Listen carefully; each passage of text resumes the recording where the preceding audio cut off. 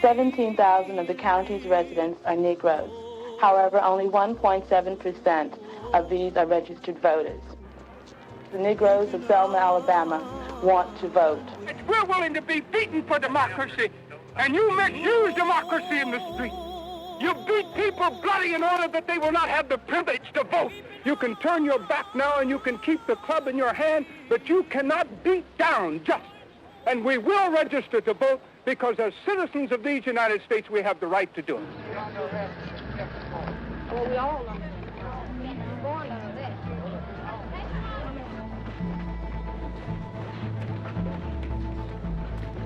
Selma really awakened the nation. In Selma, Sheriff Jim Clark was refusing to let them register to vote. They wouldn't even pretend to go through the motions. I want to start out by commending you, the Negro citizens of Selma, for standing up. Sooner or later, Sheriff Clark will understand that he's dealing with a people that will not stop until they have full freedom and human dignity. Dr. King and a large number of Selma Negroes marched through the city streets in small groups to the county courthouse.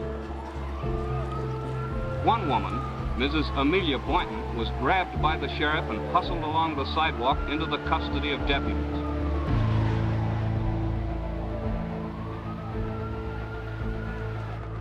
Dr. King and I, we had been working together to get a civil rights bill passed. We went back and we met with President Johnson. And he said, well, I know you need voting rights, but we just had a civil rights bill passed. I just don't have the power to go back to Congress for another civil rights bill. I know it's needed, but I don't have the power. And he must have said, I don't have the power half a dozen times. When we left, I asked Dr. King, well, what are you gonna do? He said, we're gonna get the president some power.